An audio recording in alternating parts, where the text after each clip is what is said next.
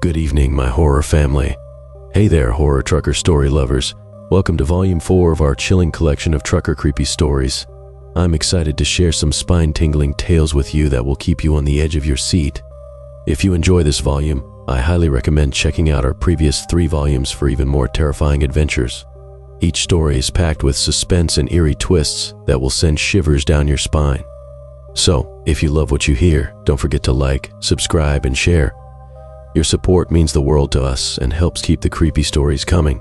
Now, without further ado, let's dive into our first terrifying tale. Mr. 9, take it away. My name is Jake, and I've been a trucker for about 12 years now. I've hauled freight across nearly every state, driven through blizzards, rainstorms, and long stretches of empty desert. Most of the time, the road is pretty uneventful, just miles ticking by under the hum of the engine. But every once in a while, something happens that shakes you to your core, something you can't explain, no matter how hard you try. This story is one of those. It was a couple of years back, middle of summer, and I was doing a long haul across the Midwest. It was one of those late-night runs where the road stretches out endlessly in front of you, and you're lucky if you see another vehicle every few hours. The highway was deserted except for me and my rig, and I was cruising along without a care in the world. Around 2 a.m., somewhere on a long stretch of road in the middle of nowhere, I spotted another set of taillights up ahead. As I got closer, I realized the truck was stopped right in the middle of the road. No hazard lights, no sign of any kind of breakdown.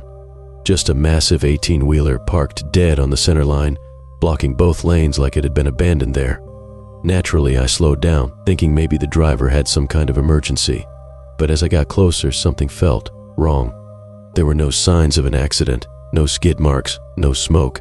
The truck was just sitting there, completely still, engine off. I pulled up behind it and flashed my brights a couple of times, hoping to get the guy's attention. Nothing. I leaned on my horn, a long blast that echoed across the empty fields, but again, no response. That's when I noticed the truck's cab door was slightly open, just enough that you could see into the darkness inside. It was strange, unsettling even. What kind of trucker leaves his rig in the middle of the road with the door open like that? I pulled my truck off to the side, parking as close to the shoulder as I could without running into the ditch, and grabbed my flashlight. Maybe the guy needed help, I figured. Maybe he was hurt or worse. But when I stepped out of my cab, the air hit me in a way that made me hesitate. It was colder than it should have been for a summer night, and there was a strange stillness, like the whole world was holding its breath. I approached the truck slowly, shining my flashlight on the cab. "Hey," I called out. "You all right in there?" No response. When I got up close, I noticed something else that set off alarms in my head. The windows were fogged up, like there had been someone sitting inside breathing heavily just a few moments ago, but no one was visible. I reached up and knocked on the door. "Hey man, everything okay?" Silence. I peeked inside, my flashlight sweeping across the cab. It was empty, or at least it looked empty at first. The seats were worn, the dashboard covered in old receipts and fast food wrappers, but there was something off. The air inside felt heavy, thick, like the truck had been sitting there for hours. And then I noticed it, on the passenger seat, an old photo, faded and curled at the edges.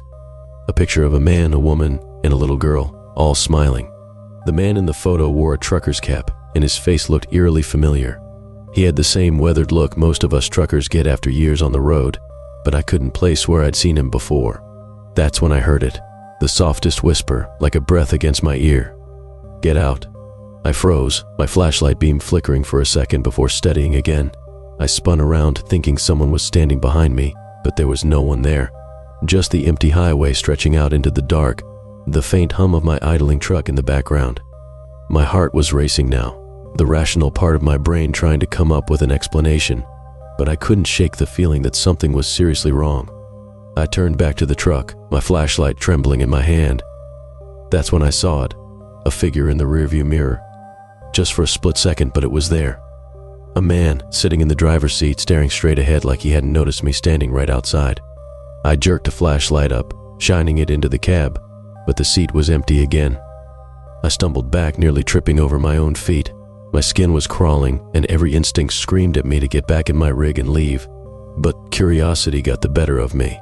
I leaned in closer to the door, squinting at the photo on the seat. The man in the picture. It was the same guy I had just seen in the mirror. There was no doubt about it. Same cap, same weathered face, but there was something different now. The family in the photo, they weren't smiling anymore. Their expressions had twisted into something grotesque, their eyes dark, hollow, staring right through me. I stepped back, my mind racing. Something was wrong with this truck, with whatever was inside it. I could feel it in the air, a thick, suffocating presence that pressed down on my chest. I was about to turn and run back to my own truck when I heard it again, a soft, slow creak. The driver's door, which had been barely open before, was now swinging wide, moving like something or someone had pushed it from the inside. I stopped dead in my tracks, watching as the door opened all the way, revealing the empty seat. Except it wasn't empty anymore. Sitting there, in the dim light from my flashlight, was the man from the photo. But he didn't move, didn't even acknowledge that I was standing just a few feet away. His head was tilted down slightly, the brim of his cap hiding his eyes, and his skin. It was gray, lifeless, like he had been sitting there for days, maybe longer. My breath caught in my throat as I took a step back, trying to make sense of what I was seeing. I wanted to run, to get as far away from this truck as possible, but my legs felt like they were stuck in place. I stared at the man, waiting for him to move, to say something, but he just sat there, unmoving, like a statue. Then, slowly, his head began to turn toward me. It was the smallest movement, but it was enough to send a jolt of pure terror through my body. His eyes, when they finally met mine, were completely black, like two empty pits staring into my soul. "Leave," he whispered, his voice low and raspy, like it had come from somewhere deep inside the earth. I didn't need to be told twice. I turned and bolted back to my truck, my heart pounding so hard I thought it might burst out of my chest. I fumbled with the door handle, my hands shaking as I yanked it open and threw myself inside. Slamming the door shut, I locked it and jammed the truck into gear, my tires screeching as I peeled away from that cursed rig. As I sped down the highway, I glanced in my rearview mirror, half expecting to see the truck following me. But it was still there, sitting in the middle of the road, its taillights flickering like a dying heartbeat. I didn't stop driving until I reached the next town, and even then, I couldn't bring myself to get out of the truck. I sat there, engine running, hands gripping the wheel, trying to calm down. I didn't tell anyone what had happened, not then, not ever. But every time I'm out on the road, especially late at night, I think about that truck, that man. I wonder if he's still out there, waiting for the next poor soul to come across his path. And I wonder what would have happened if I hadn't listened when he told me to leave. So, if you're ever driving down an empty highway and you see a truck stopped in the middle of the road, don't stop. Don't get out. Just keep driving, because whatever's inside, you don't want to meet it. I had been driving trucks for almost 10 years, and in all that time, I'd seen some weird things on the road. Strange lights in the sky, shadowy figures in the distance, and once, a deer that vanished into thin air. But nothing, and I mean nothing, could have prepared me for what happened on that stretch of highway just outside of Elko, Nevada. It was late October, a few days before Halloween, and I had a load of equipment to haul across the desert. The route was long and desolate, just miles of empty road and open sky. No towns, no gas stations, and very few cars. That was part of why I liked the job. I enjoyed the solitude, the hum of the engine beneath me, and the peace that came with being alone out there. But that night, it felt different. I'd been on the road for hours, and the clock had just passed midnight. The highway was pitch black, the only light coming from my headlights slicing through the darkness. A cold wind howled across the desert, rattling my rig as I pushed forward into the night. I turned up the radio, hoping some classic rock would keep me awake, but even that couldn't shake the unease settling in my gut. I glanced at the fuel gauge. It was just under half, which meant I still had a few good hours before needing to stop. But something inside me was saying otherwise. It was like an itch in the back of my mind, whispering that maybe I should pull over and rest. But where? There wasn't a single truck stop for miles, and stopping on the side of the road in the middle of nowhere didn't feel any safer. That's when I saw it. A figure standing in the middle of the highway. At first I thought it was just a trick of the light or maybe a hallucination from being so tired. But as I got closer, I realized it was real. A man standing perfectly still, right in my lane.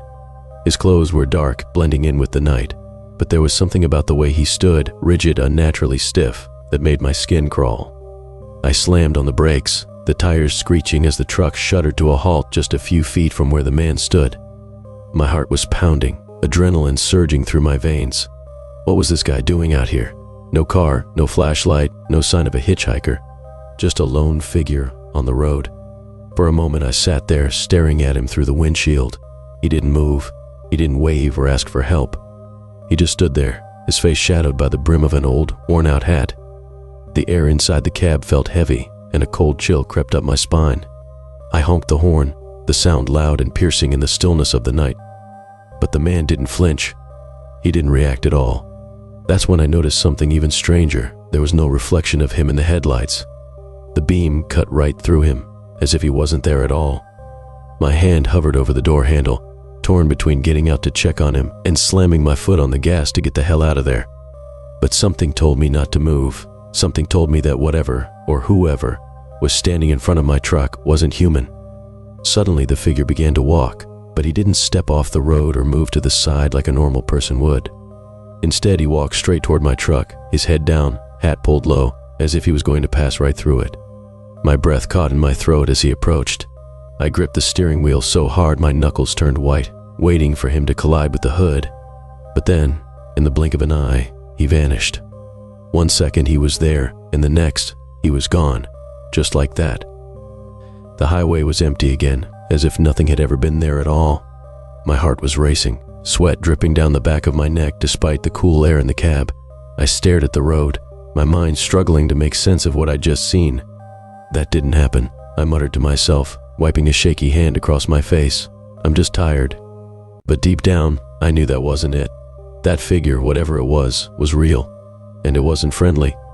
I checked the mirrors, half expecting to see the man reappear behind me, but the highway stretched out empty and dark. I put the truck in gear, eager to get as far away from that spot as possible, and eased back onto the road. My hands were still trembling, and the cold sweat clung to my skin as I drove, my eyes flicking constantly to the rearview mirror.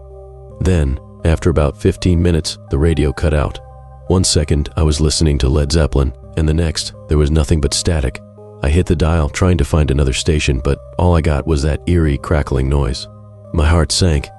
No radio meant I was well and truly alone out here. No way to call for help if something went wrong. No way to contact anyone. And that's when I saw him again. The man from the road. But this time, he wasn't standing in front of my truck. He was sitting in the passenger seat. I swerved violently, nearly sending the truck careening off the road as I fought to regain control. My heart was hammering in my chest, my pulse racing as I glanced at the seat beside me. But he wasn't there. The seat was empty, just as it had been all night. But I knew what I'd seen. I knew. I kept driving, refusing to stop, even though every fiber of my being screamed for me to pull over. I couldn't shake the feeling that he was still there, watching me from the shadows, waiting for me to make a mistake. Minutes passed, or maybe it was hours, I couldn't tell. The road seemed to stretch on forever, a never-ending loop of darkness and isolation. I tried to focus on the road ahead, but my mind kept drifting back to that figure, to the way he had appeared so suddenly, the way he had disappeared without a trace. I must have been driving for miles when I finally saw lights in the distance, a truck stop, glowing faintly against the inky blackness. Relief washed over me as I pulled in, parking my rig in the lot and killing the engine. I sat there for a moment, catching my breath, the silence inside the cab almost suffocating. But as I reached for the door handle, I froze. There, on the dashboard, was a hat, the same old, worn-out hat the man had been wearing. I hadn't brought it in, I hadn't put it there, but somehow it was sitting in my truck, as if left behind by the figure who had haunted me on that lonely highway. I stared at it, my mind reeling, my heart pounding in my chest. I didn't know what to do. I didn't want to touch it, but I couldn't just leave it there either. Slowly, carefully, I reached out, my fingers trembling as I picked up the hat. It was cold, colder than anything I'd ever felt before, and as soon as I touched it, a whisper echoed through the cab, low, soft, like the wind through a crack in a window. "See you soon." I dropped the hat, my heart slamming against my ribs as I scrambled out of the truck, slamming the door behind me. I didn't look back. I didn't want to. I just ran into the truck stop, the lights and noise of the place offering some small sense of safety. But deep down, I knew. That highway ghost wasn't finished with me yet. I've been driving long hauls for 20 years now, and in all that time, I've seen my share of strange things on the road. Deserted highways where the fog rolls in like a living thing, gas stations that seem to disappear as soon as you leave them, people standing in the middle of nowhere at 3 a.m. But nothing, and I mean nothing, compares to what happened on that stretch of Highway 45 last fall. It started like any other night, just me, my rig, and the road. The company had me on a tight schedule, pushing a load of machinery down from Colorado to Louisiana. The first few hundred miles were smooth, but as night fell, I noticed the weather starting to turn. The clouds rolled in thick and fast, swallowing the stars, and soon after, the rain began, a steady downpour that slicked the road and reduced visibility to almost nothing. I'm no stranger to driving through bad weather, but the storm had a way of getting under my skin. It wasn't just the rain, it was the feeling that came with it. The way the world outside my windshield seemed to melt into an endless void, how the only sounds I could hear were the relentless tapping of raindrops and the hum of my engine. Even the radio signal had fizzled out, leaving me with just the static. I checked the clock on my dash, 1:13 a.m., just a few more hours and I'd hit the next truck stop. But even as I thought it, I had this weird sense that something was off, like time itself was starting to stretch and bend. I shook my head, chalking it up to fatigue. I'd been on the road longer than I should have without a break, but I didn't want to stop in the middle of nowhere, especially not with this storm. Then out of nowhere I saw it, a figure in the distance, standing right on the side of the road. I hit the brakes, hard, heart pounding. The rig shuddered as it slowed, the wet asphalt making the tires squeal. I squinted through the rain-smeared windshield, trying to make sense of what I was seeing. It looked like a person, a man, dressed in a dark raincoat, his head down, standing motionless on the shoulder of the highway. I've picked up my fair share of hitchhikers over the years. It's not something I make a habit of, especially not at night in the middle of a storm. But something about the way the guy just stood there, soaked to the bone, made me feel like I couldn't just leave him. Maybe it was guilt, or maybe it was just that nagging feeling that something was wrong. Either way, I pulled over. I cracked the window slightly, the sound of the rain roaring in. "Hey, you need a ride?" I called out. The man didn't move, didn't even look up. I felt a chill run down my spine. There was something wrong with this. I should have just driven off right then and there, but something held me there. Maybe it was the way he was standing, too still, like he didn't belong in the real world. He was just there, like a statue in the rain. Against my better judgment, I opened the passenger door. "You okay, man?" Slowly, the figure turned. I could barely see his face in the darkness, but what I did see made my skin crawl. His features were pale, almost translucent under the dim glow of my headlights. His eyes, God, his eyes were black. Not just dark, but black, like pits of nothingness staring back at me. "I need a ride," he whispered, his voice low and hollow. My gut screamed at me to close the door and drive, but my body seemed to act on its own. Before I knew it, he was climbing into the cab, the smell of damp earth and something else, something rotten, following him in. He didn't say anything else, just sat there, hands resting in his lap, staring straight ahead. I pulled back onto the highway, trying to keep my eyes on the road, but every few seconds I found myself glancing at him. He didn't move, didn't blink, just sat there like a dead man propped up in the seat.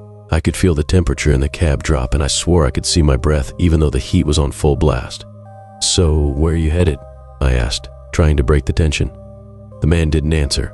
Instead, he slowly turned his head toward me, and for the first time, I saw him smile. It wasn't a friendly smile, it was something cold, something that sent a spike of fear straight through me. "You'll see," he said, his voice a rasping whisper that seemed to fill the cab like smoke. I felt a wave of nausea hit me. My hands tightened on the steering wheel, knuckles white. Something about those words, "you'll see," echoed in my head, twisting my thoughts into knots. I wanted to stop the truck, to pull over and tell him to get the hell out, but my foot stayed pressed to the pedal. The rain intensified, sheets of water cascading over the windshield. The wipers struggled to keep up, but it was like the storm was alive, angry, and it was closing in on us. The highway stretched out in front of us like a black river, disappearing into the void. Then, the headlights of my rig flickered. Once, twice, and suddenly, the world went dark. Panic surged through me as I tried to get control of the truck, but the brakes were dead, the power gone. The only sound was the rain pounding on the roof of the cab like a drum beat. I hit the steering wheel, cursing, trying to restart the engine, but nothing happened. The man beside me didn't move. He just sat there, smiling. "What the hell is going on?" I shouted, my voice cracking with fear. He turned to me again, those black eyes boring into mine. "You're not driving anymore," he whispered. My heart raced as I fumbled for my phone, but of course there was no signal. We were alone, in the middle of the storm, trapped on a dead highway. And then, the truck started to move. Slowly at first, like something was pushing it from behind. But there was no engine noise, no rumble of the tires on the wet road. It was as if we were gliding, being dragged forward by an unseen force. I looked out the window, but all I saw was darkness. The rain had swallowed everything: the road, the trees, the sky. The man leaned closer to me, his breath cold against my skin. "It's time to go," he said. I wanted to scream, but my voice was gone. I tried to move, to jump out of the truck, but my body wouldn't respond. The world outside the cab began to warp, the shapes of the trees bending and twisting into grotesque figures. The rain was no longer just water, it was thick, oily, and it smeared the glass like blood. As we moved further into the darkness, I realized that the highway was gone. We were driving into something else, something that wasn't part of this world. The man's smile widened, and I could see the sharp, jagged teeth behind his lips. "This is where the road ends," he said. And then, everything went black. They found my rig 3 days later, parked on the side of the highway with no sign of me or the mysterious passenger. The engine was dead, and the cab was filled with water, even though it hadn't rained in days. My truck was empty, but some say that late at night, if you drive down that stretch of Highway 45, you can still see my headlights flickering in the distance, just before the world swallows you whole. My name is Jake, and I've been a truck driver for over a decade. I've seen my fair share of strange occurrences on the road, but one night stands out as the most chilling. It all started on a rainy evening in October, when I was making a late-night delivery to a small town in Texas. The rain hammered against my windshield as I cruised down the deserted highway, the wipers struggling to keep up. It was one of those nights when everything felt off. The air was thick with humidity, and the dark sky was lit up occasionally by flashes of lightning, momentarily revealing the twisted shapes of the trees lining the road. I had about 30 miles to go before reaching my destination, a small diner where I was dropping off supplies. As I drove, I noticed something unusual in my rearview mirror. A pair of headlights were tailing me closely, almost too closely. I glanced down at my speedometer, 65 miles per hour, the speed limit. The other driver was pushing it, practically riding my bumper. I shrugged it off, figuring it was just some impatient driver eager to get somewhere. But as the minutes passed, the truck behind me remained there, a constant presence in my mirrors. Every time I tried to change lanes to let them pass, they shifted right behind me. My unease grew with every mile. Finally, I decided to make a pit stop at an old gas station. I pulled into the lot, my tires crunching against the gravel. The rain had slowed to a drizzle, but the darkness loomed heavy. As I stepped out of my cab, I glanced back at the highway. The truck that had been following me stopped a few yards down the road, its headlights cutting through the haze. I felt a shiver run down my spine. I made my way to the restroom, feeling the weight of the unknown pressing in on me. The flickering fluorescent lights buzzed overhead, adding to the unsettling atmosphere. As I washed my hands, I caught a glimpse of my reflection in the mirror, a gaunt face, dark circles under my eyes. I looked tired, but more than that, I felt hunted. When I exited the restroom, I spotted the driver from the truck standing near the pumps. He was a tall man with a scruffy beard, wearing a worn-out cap and a leather jacket. He leaned against his truck, seemingly waiting for something. I instinctively tensed, unsure if I should approach or avoid him. "Hey, buddy," he called out, his voice low and gravelly. "You good?" "Yeah, just making a quick stop," I replied, trying to keep my tone casual. He chuckled, but there was something off about it. "You know, this road can be a bit dangerous at night." My stomach tightened. "I'm just about done for the night. Just need to drop off my load." "Good idea," he said, pushing off the truck and stepping closer. "But you should be careful. Not everyone out here is friendly." I nodded, sensing a threat in his words. "Thanks for the heads up." As I climbed back into my rig, I glanced in the mirror one last time. The driver had vanished from sight, but I could still feel the weight of his gaze, as if he was watching me. I shook my head, trying to dispel the feeling of paranoia. I was being silly, letting my imagination get the better of me. I resumed my journey, and as I drove, I couldn't shake the sense of unease. The rain had picked up again, pouring down like a curtain, limiting visibility. It felt like the world outside had swallowed the road whole, and I was trapped in a tunnel of darkness. About 15 miles from my destination, I spotted a flicker of lights ahead. It looked like a small diner, my destination. Relief washed over me, but as I pulled into the parking lot, I noticed something strange. The diner's lights flickered inconsistently, and the neon sign buzzed as if it were struggling to stay illuminated. I parked and stepped out into the rain, feeling the cold droplets hit my face. The diner looked deserted, the windows fogged up. I could barely see inside. Hesitant, I approached the door, pushing it open. The sound of the bell chiming echoed through the empty space. "Hello?" I called out, my voice barely above a whisper. No response.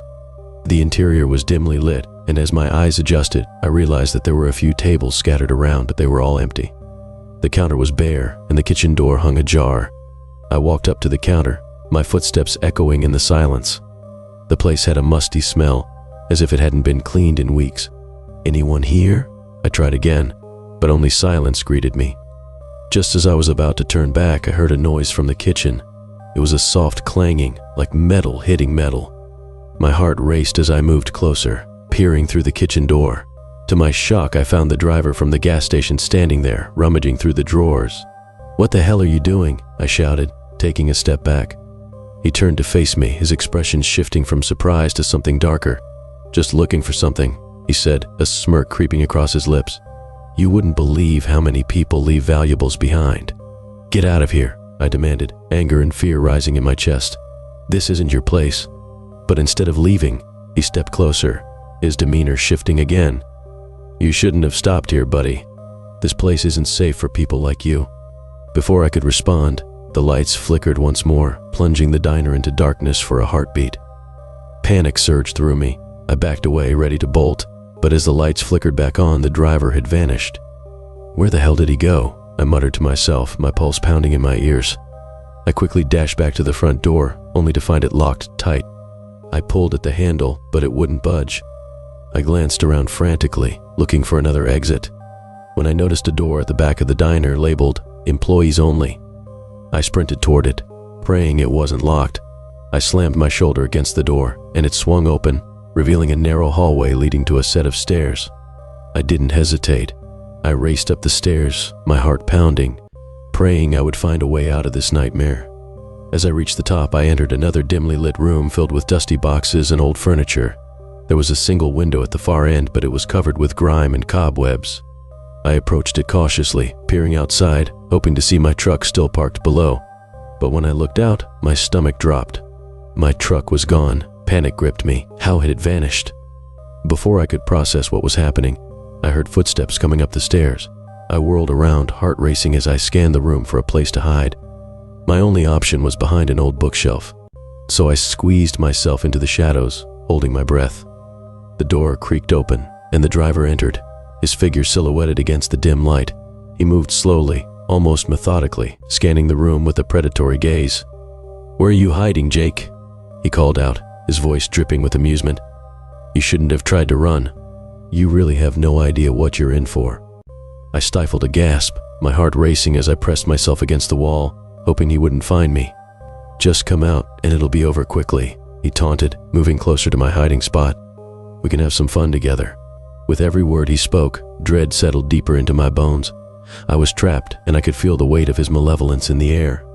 Suddenly, I heard a noise from downstairs, a loud crash, followed by shouting. The driver paused, his attention shifting toward the sound. I seized the opportunity, slipping out from my hiding place and darting toward the window. As I climbed out, I could hear the commotion growing louder. I landed hard on the ground outside, but I didn't stop. I sprinted toward the nearby woods, hoping to lose him in the darkness. I could hear his footsteps pounding behind me, but adrenaline fueled my flight. I plunged deeper into the trees, branches scratching at my face and arms, the underbrush crunching beneath my feet. Just when I thought I might escape, I stumbled upon a clearing and skidded to a stop. In the center of the clearing stood my truck, seemingly waiting for me. Relief washed over me, but it was short-lived. As I reached for the door, I froze in place, feeling the driver's presence behind me. "Did you really think you could get away that easily?" he whispered, his breath hot against my neck. I spun around, panic surging through me as I faced him. But just then, the headlights of another vehicle pierced through the trees. My heart soared. "Help! Over here!" I shouted, waving my arms frantically. The driver hesitated, momentarily distracted by the approaching vehicle. I seized my chance, diving into my truck and slamming the door shut just as the headlights neared. The other truck pulled into the clearing, its driver stepping out.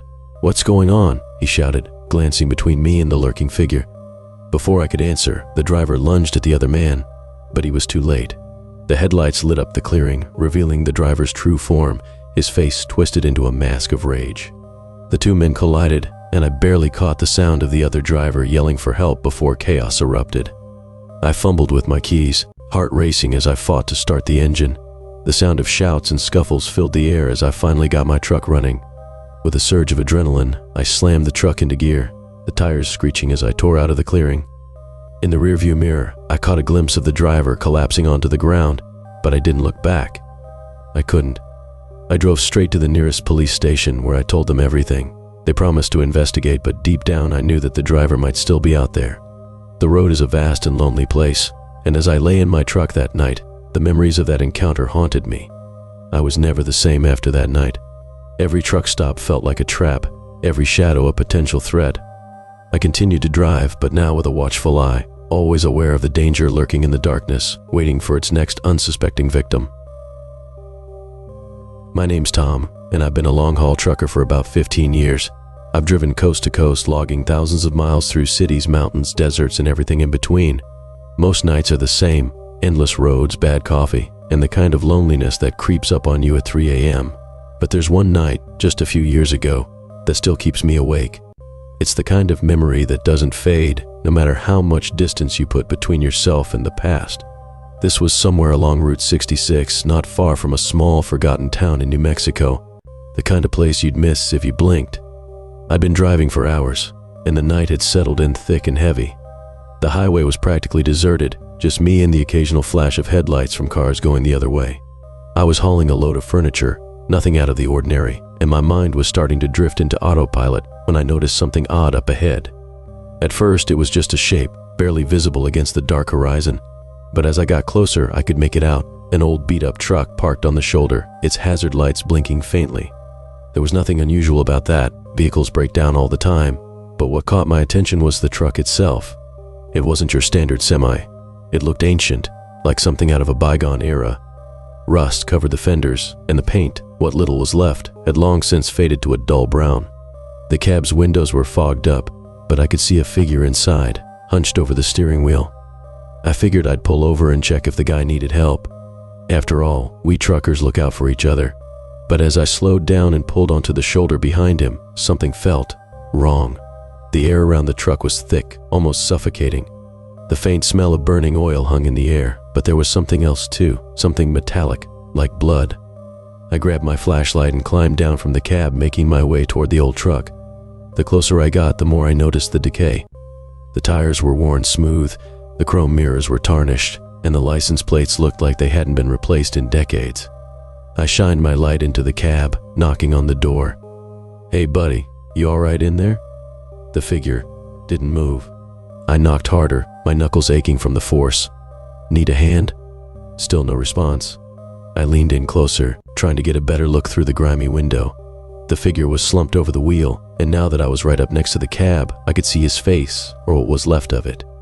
The skin was pale, almost gray, and his eyes were wide open, staring straight ahead in a frozen, unblinking gaze. His mouth hung slack, as if he had been caught mid-scream. My heart skipped a beat, and I stumbled back, my flashlight shaking in my hand. The guy was dead, no question about it. But how long had he been sitting there, and why hadn't anyone stopped before me?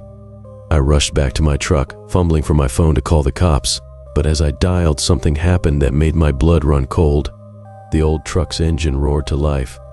I froze, my phone slipping from my hands and falling onto the asphalt. The headlights of the old rig flared up, bright and blinding in the pitch-black night. The truck, which had been lifeless just moments before, was now rumbling like a beast awakened from a long slumber. I couldn't believe what I was seeing. I had just seen the driver. He was dead, no doubt about it. But there, behind the wheel, I could make out his silhouette again, sitting upright, hands on the wheel. Before I could react, the truck lurched forward, pulling back onto the highway with a screech of rusted brakes and grinding gears. It swerved erratically as it sped down the road, weaving back and forth like it was being driven by a madman. I stood there, dumbfounded. watching the taillights disappear into the distance. Instinct kicked in, and I jumped back into my cab. I don't know what made me do it. Maybe it was the adrenaline, maybe it was plain stupidity, but I gunned the engine and took off after the truck. My hands were shaking, and my heart was racing, but I had to know what was going on. I kept my distance as I followed, my high beams cutting through the darkness. The old truck was moving fast, too fast for something that old and beaten down. And the way it moved, it wasn't right.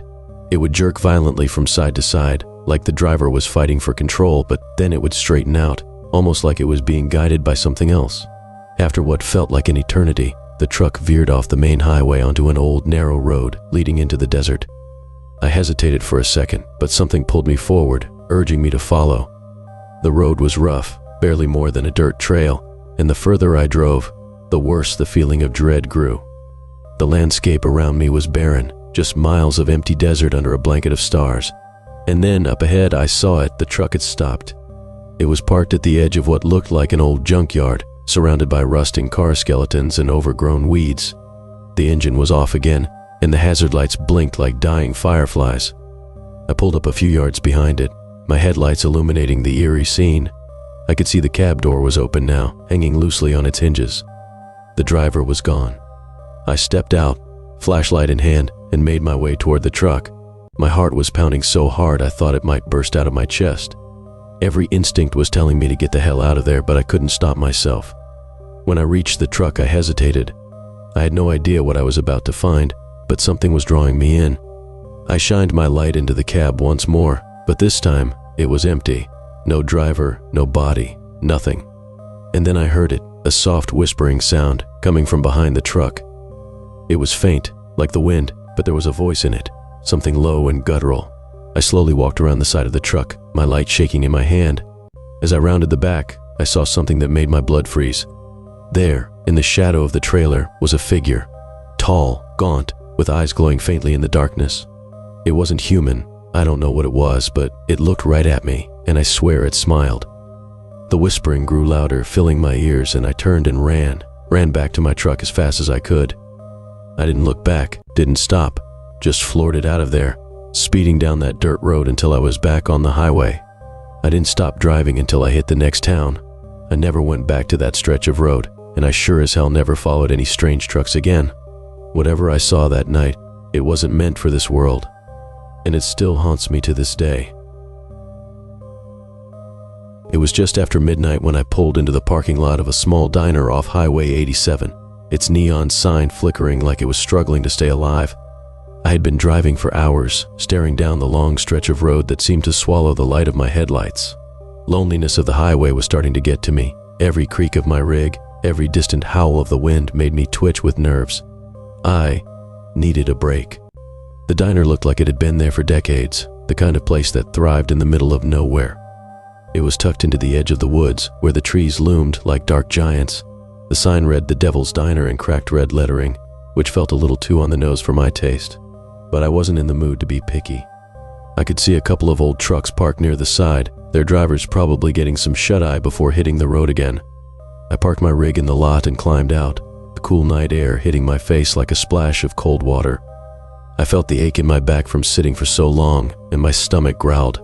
I hadn't eaten since breakfast, and the thought of a greasy burger and a cup of coffee sounded like heaven. As I pushed open the door, the bell above it jingled, a cheerful sound that didn't match the eerie vibe of the place. Inside, the diner was dimly lit, with flickering fluorescent lights casting long shadows across the worn linoleum floor. There was a jukebox in the corner, silent and covered in dust, and a row of cracked leather booths lined the windows. The smell of old grease and burnt coffee hung in the air, clinging to the peeling wallpaper. Behind the counter, a lone waitress stood with her back to me, scribbling something into a notepad. She didn't seem to notice me at first, which was strange because the place was empty except for me. I cleared my throat, and she finally turned around. "Can I help you?" she asked, her voice flat and distant. She looked tired, her eyes hollow and her skin pale under the flickering lights. Her name tag said Marlene, though she didn't look like any Marlene I'd ever met. She had this strange faraway look, like she was here but not really here. I nodded, taking a seat at the counter. "Yeah, just a coffee and whatever you got on the grill." She didn't say anything, just turned and started pouring coffee into a chipped ceramic mug. I watched her movements, slow and deliberate, almost mechanical. Something about her put me on edge, but I chalked it up to exhaustion. I'd been on the road too long, and my mind was playing tricks on me. As I sat there, sipping my coffee and waiting for my food, I glanced around the diner. There were photos on the walls, old black and white pictures of truckers and families from decades past. They all had the same worn-out look, like the life had been sucked out of them. It gave me the creeps, but I kept my eyes on my coffee, trying to shake the feeling that something was off. Marlene returned a few minutes later with a plate of food, burger and fries, just like I had hoped for. But the moment she set it down in front of me, I felt a cold shiver run down my spine. The food looked normal enough, but there was something about the way she placed it, like she was waiting for something, waiting for me. "You're not from around here, are you?" she asked, her voice low. I shook my head, picking up the burger. "Just passing through." She nodded slowly, staring at me with those hollow eyes. "Most people who pass through don't stay long." I didn't know how to respond to that, so I just took a bite of the burger. It was greasy, just like I expected, but there was a strange metallic taste that I couldn't quite place. I swallowed hard, forcing the bite down as my stomach churned. Something wasn't right. As I pushed the plate away, I noticed the other trucks parked outside through the window. I hadn't seen anyone else come in, but the parking lot wasn't empty when I arrived. I glanced back at Marlene, who was now watching me intently, her hands folded on the counter. "Where is everybody?" I asked. Her lips curled into the faintest of smiles, but it didn't reach her eyes. "They've been here for a while." I didn't like the sound of that. I glanced around the diner again, this time looking closer at the photos on the walls. Something caught my eye, a photo in the far corner, partially obscured by shadow. It was of a man standing next to a truck similar to mine. His face was gaunt, his eyes sunken, and his expression was one of pure dread. There was something familiar about him, something that made my skin crawl. I stood up, my chair scraping against the floor. "I think I'll take the check." Marlene didn't move, didn't respond. She just stared at me, her hands still folded, that eerie smile still on her lips. "You don't have to leave so soon," she said, her voice barely above a whisper. "You've only just arrived." I felt a surge of panic rise in my chest. Something was seriously wrong here. I turned and headed for the door, not waiting for her response. The bell jingled again as I shoved the door open, but as soon as I stepped outside, I stopped dead in my tracks. The parking lot was empty. My truck was gone. I spun around, my heart pounding in my chest. The trucks that had been parked next to mine were gone too. The only thing left in the lot was an eerie silence, broken only by the faint rustling of the wind through the trees. "What the hell?" I muttered, backing away from the diner.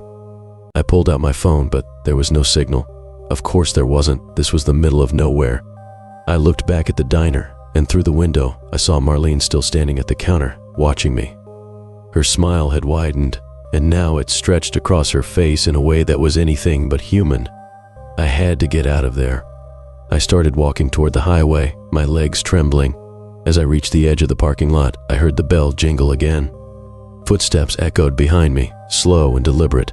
I didn't dare look back. I picked up the pace, breaking into a run as I made my way toward the road. But the footsteps followed, closer and closer, until they were right behind me. I glanced back, and what I saw made my blood run cold. It wasn't Marlene chasing me. It was the man from the photo, the gaunt, hollow-eyed man who had been standing next to the truck like mine. His face was twisted in a grotesque grin, his eyes burning with something dark and unnatural. I ran faster, my breath coming in ragged gasps. But no matter how fast I ran, he was right there, just behind me. I could hear his footsteps, hear the low, guttural laughter that seemed to echo through the night. I don't know how long I ran, but eventually my legs gave out, and I collapsed onto the side of the road, gasping for air. When I looked up, the diner was gone. The parking lot, the trucks, even the neon sign had vanished into the darkness. There was nothing but the empty highway stretching out before me. I never did find my truck. The police said there was no record of the Devil's Diner ever existing, but I know what I saw, and I'm never going back. My name is Greg, and I've been driving trucks for over a decade now. The road is my home, and for the most part, I've seen it all. Long stretches of highway, strange people at truck stops, the usual stuff that comes with the job. But there's one night I can't shake. It's burned into my memory, and no matter how many miles I drive, it lingers in the back of my mind. It happened about a year ago, on a quiet highway somewhere in Wyoming. It was late, maybe 2 a.m., and I was hauling a load of machinery across the state, trying to make good time. The road was dead, no cars for miles, just me, the hum of the engine, and the occasional flicker of my high beams catching the empty road ahead. I was cruising along when, up ahead, I noticed a pair of hazard lights flashing on the side of the road. As I got closer, I realized it wasn't on the shoulder, but right in the middle of the lane, a massive 18-wheeler stopped dead on the road. Its headlights were off, and the trailer blocked most of the highway. The whole thing struck me as odd right away. Who parks their rig in the middle of the road like that? I slowed down and pulled to the side, rolling down my window as I approached to see if the driver needed help. Truckers look out for each other after all, but as I got closer, something felt off. The cab of the truck was completely dark, except for the faint glow of the hazard lights reflecting off the road. No movement, no sign of anyone. The driver's door was slightly open, like someone had gotten out but hadn't bothered to close it all the way. I parked my rig a few feet back and grabbed my flashlight. Stepping out of the truck, the air hit me differently. It was unnaturally cold, especially for a summer night. The wind wasn't blowing, but there was a strange chill in the air that made the hairs on the back of my neck stand up. "Hey," I called out, shining the flashlight toward the cab. "You all right?" No response. I walked up to the truck cautiously, sweeping the light across the area. The road was dead silent, except for the hum of my engine behind me. I approached the cab and peeked inside. The seats were empty, but there were fast food wrappers scattered across the dashboard and an old thermos sitting in the cup holder. It looked like someone had been there recently, but the place had an eerie, abandoned feel to it. I knocked on the door frame, hoping to stir the driver if they were still nearby. "Anyone there?" Still nothing. That's when I noticed it. On the passenger seat was a jacket, draped over what looked like an old photo album. The pages were yellowed, and the edges curled from years of use. Curious, I leaned in closer and shined my light on it. The top page had a faded photograph of a man standing next to a truck, the same one I was looking at now. But something about the man seemed off. His face was pale, almost distorted in the picture, like he wasn't fully there. A chill ran down my spine. I turned away from the cab and scanned the road around me. That's when I saw him, about 30 feet behind the truck, standing completely still in the middle of the road. A tall figure, motionless, silhouetted against the faint glow of the hazard lights. My heart jumped into my throat. "Hey!" I shouted, trying to mask the unease creeping into my voice. The figure didn't move. I started walking toward him, my flashlight beam focused on his shape. As I got closer, something didn't feel right. His posture was stiff, unnatural, like he wasn't really standing there, more like he had been placed there. "Hey man, are you all right?" I called again, slowing my pace. But as I stepped closer, I realized something horrifying. He wasn't standing. He was hovering, just a few inches off the ground. My stomach dropped. I froze in place, every instinct screaming at me to turn around, get back in my truck and drive. But I couldn't move. I just stood there staring, my flashlight trembling in my hand. The figure started to drift toward me, slowly at first, like it was being pulled by an invisible force.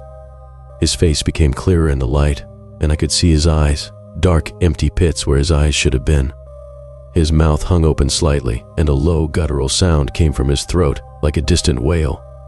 Panic surged through me, and I turned to run back to my truck, but as I did, I heard a loud slam behind me. I whipped around to see that the door of the stopped truck had slammed shut on its own. The figure was gone. Without thinking, I sprinted back to my rig, heart pounding, jumped inside and slammed the door shut. I started the engine, my hands shaking as I fumbled with the gear shift, trying to get the hell out of there. As I sped past the truck, I glanced in my rearview mirror one last time. The figure was back, standing in the middle of the road, watching me drive away. And then, he vanished. I didn't stop driving until I hit the next truck stop, miles down the road. My hands were still trembling when I pulled in, and I must have sat in my cab for a good hour trying to process what I'd just seen. I never figured out who or what that figure was, and I don't care to find out. All I know is, if you're ever driving late at night and you see a truck stopped in the middle of the road with its hazard lights flashing, just keep driving. Whatever's inside that truck, you don't want to know. My name is Sam, and I've been a trucker for almost 20 years now. I've seen all sorts of strange things out on the road. Wild animals darting out of nowhere, weird lights in the sky, even a few folks who looked like they had no business being in the middle of nowhere. But what happened to me one cold November night? Well, nothing even comes close to that. I was hauling a load of steel pipes through a rural part of Pennsylvania deep in the backwoods where radio stations cut out and cell service was a joke. It was a dark, moonless night, and the road I was on was little more than a 2-lane stretch winding through thick forest. My headlights barely cut through the blackness ahead, illuminating only what was right in front of me. I had been driving for hours when I spotted something odd in the distance. At first, it was just a flicker of movement on the side of the road. As I got closer, I realized it was a truck, an old rusted rig pulled over to the shoulder, its trailer sitting at an awkward angle. It looked abandoned. The headlights were off, no hazard lights, and the cab door was hanging wide open. I slowed down as I approached, thinking maybe another trucker had broken down or worse. I eased my rig to a stop just behind the truck and killed the engine, figuring I'd check if anyone needed help. The moment I stepped out of my cab, the atmosphere shifted. The forest was completely silent. No crickets, no wind, nothing. Just an eerie, heavy stillness that made the hair on the back of my neck stand up. I grabbed my flashlight from the side compartment and walked cautiously toward the old rig. The closer I got, the more I realized how wrong this situation was. The truck didn't just look old, it looked like it had been sitting there for years. The paint was peeling, the tires were flat, and the trailer was covered in dirt and moss. But the strangest part, there were no footprints. The ground around the truck was soft, damp from the recent rain, but there wasn't a single mark. It was like the truck had just appeared out of nowhere. I flashed my light inside the cab, half expecting to find someone slumped over the wheel, or maybe even worse. But the seat was empty. The dashboard was coated in dust, and there were cobwebs stretching from the steering wheel to the ceiling. It didn't make any sense. I turned to head back to my truck, and that's when I saw it. There, standing on the side of the road just at the edge of the forest, was a figure. I froze, my flashlight beam catching it for only a second before it disappeared into the darkness. It looked like a man, but there was something wrong. His posture was unnatural, his limbs too long, and his face, well, I couldn't make out any details, but it felt like he was watching me. A chill ran down my spine, and I backed up quickly, almost tripping over my own feet as I hurried back to my truck. My instincts were screaming at me to get the hell out of there. I climbed into the cab and locked the doors, fumbling with the keys as I tried to start the engine. The truck roared to life, and I wasted no time pulling back onto the road. My heart was pounding, and I kept glancing in the mirrors, half expecting to see that figure chasing after me. I drove for miles, the unease clinging to me like a cold sweat. The road was as empty as ever, just a never-ending stretch of asphalt through the dense woods. But then, after what felt like an hour, something caught my eye up ahead. Another truck. At first, I thought it was just a coincidence. Another rig pulled over for some reason. But as I got closer, my blood ran cold. It was the same truck, the same rusted, broken-down rig I had just seen. The same tilted trailer, the same open door. I slammed on the brakes, my heart racing. There was no way I had somehow looped back. I had been driving straight for miles. But there it was, like I had never left. And then I heard it, a low, guttural voice crackling through the CB radio. Help. Me. The voice was faint, distorted, like it was coming from far away. I hadn't touched the CB, hadn't heard a peep from it all night. My hand shook as I reached for the mic. Who's there? I asked, my voice barely steady. For a few seconds there was nothing but static. And then the voice came again, clearer this time. Help me. The forest. It won't let me leave. I felt a knot form in my stomach. My eyes flicked back to the truck ahead, and suddenly I saw movement. The same figure, the one I had seen earlier, was now standing by the open door, facing me. It was closer this time, close enough that I could see its face, or what should have been its face. Instead, there was nothing but blackness, a void where features should have been. I threw the truck into reverse, backing away as fast as I could without losing control. The figure didn't move, but I could feel its gaze, its presence, boring into me. Please. The voice crackled again. Don't leave me here. But I wasn't sticking around to find out what the hell was going on. I spun the wheel, tearing away from that cursed rig, my tires screeching as I floored it down the road. I didn't look back. I couldn't. All I wanted was to put as much distance between me and that place as possible. I drove straight through the night, not stopping until I reached the next town. When I finally pulled into a truck stop, I was shaking so badly I could barely get out of the cab. I never told anyone about that night, Hell, I'm not sure anyone would believe me if I did. But I'll tell you this, there's something out there on those back roads, something that doesn't belong. And if you ever find yourself driving through the middle of nowhere and you see an old, rusted truck parked on the side of the road, do yourself a favor. Keep driving. My name is Travis, and I've been a long-haul trucker for close to 10 years now. I've seen some weird things on the road, people wandering highways at 3 a.m., animals darting out in front of me in places they shouldn't be, but nothing compares to what happened last summer. This one night, I made a wrong turn into a stretch of forest that seemed like it had been forgotten by the world, and to this day, I wish I had never taken that detour. It was a routine run, or so I thought. I was hauling a load of timber out of northern Michigan heading south toward Detroit. The day had been uneventful, and I figured I'd be pulling into a truck stop before midnight for some much-needed shut-eye. My GPS had other plans. Somewhere in the back roads, the damn thing started glitching out. The signal flickered, the route kept rerouting, and before I knew it, I was completely off course. I didn't realize how far I'd veered until I saw the sign, Black Hollow Forest Scenic Route. At first, I didn't think much of it. I've driven through countless backwoods and empty roads before. The further I drove, though, the more unsettling things got. The sky was fading into that deep twilight where you can still make out shadows, but everything looks washed out and muted. Trees, tall and thick, crowded both sides of the narrow two-lane road. The branches seemed to arch over the pavement, blotting out the remaining light until it felt like I was driving through a tunnel. I'd been on some isolated roads before, but this one gave me a sense of unease I couldn't shake. The GPS was still glitching, the little blue arrow spinning in circles like it was confused. I figured I'd just drive until I found a place to pull over and recalibrate. Maybe I'd missed a turn back there or took the wrong fork in the road.